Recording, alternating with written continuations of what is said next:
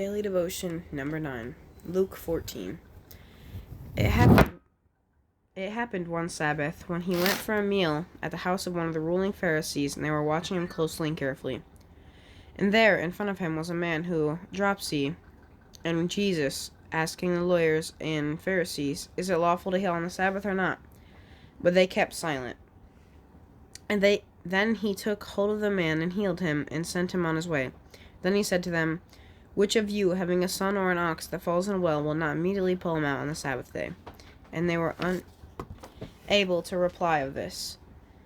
Now Jesus began telling a parable to the invited guests when he noticed how he had been selecting the places of honor at the table, saying to them, "When you are invited by someone to a wedding feast, do not sit down at the place of honor. Sit at a more distinguished person than you may have been invited by the host. And he who invited both of you will come and say to you, 'Give this man your place,' and then in disgrace you proceed to take the last place. But when you are invited, go and sit down to the last place, so that when your host comes, he will say to your friend, 'Move up higher,' and then you will be honored in the presence of all who are at the table with you. For everyone who exalts himself will be humbled, and he who habitually humbles himself will be exalted." Jesus also went on to say, "The one who had invited him, when you give a luncheon or a dinner, do not invite your friends or your brothers or your relatives or your wealthy neighbors. Otherwise, they may also invite you in return, and that will be your repayment. But when you give a banquet or a reception, invite the poor, the disabled, the lame, and the blind, and you'll be blessed, because they cannot repay you, for being repaid at the resurrection of righteous." When one of them who were reclining at the table heard this, he said to him, "Blessed is he who will eat the bread of the kingdom of God." But Jesus said to him, "A man was giving a big dinner, and he was invited many guests. And at the dinner he sent his servant to tell those who had been invited, 'Come, because everything is ready now.' But they all began to make excuses. The first one said to him, 'I have purchased a piece of land, and I have to go out and see it. Please consider me excused.' Another one said, 'I have purchased 5 yoke of oxen. I am going to try them out. Please consider me excused.' Another one said, 'I have married a wife. For that reason I am unable to come.'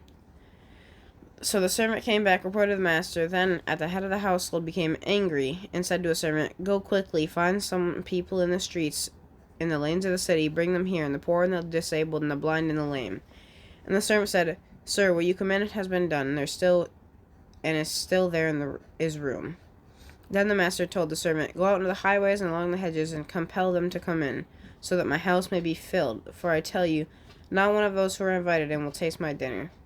Discipleship tested. Now large crowds are going along with Jesus, and he turned to them and said, "If anyone comes to me and does not hate his own father and mother and wife and children and brother and sisters, yes, even his own life, he cannot be my disciple.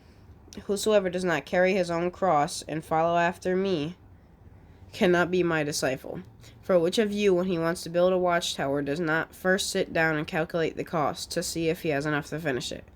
Otherwise, when he has laid a foundation, he is unable to finish, and will see it to begin to ridicule him, saying, 'This man began to build, or was not able to finish.' Or what king, when he sets out to meet another king in battle, will not first sit down and consider whether he is strong enough with 10,000 men to encounter one who is coming against him with 20,000? Or else, while the other king is a far distance away, he sends an envoy and asks for terms of peace. So that none of you can be my disciple who does not give up all his own possessions. Therefore, salt is good, but if salt has become tasteless, what will it be seasoned? It is fit neither for the soil nor for manure pile. It is thrown away. And he who has ears to hear, let him hear and heed my words."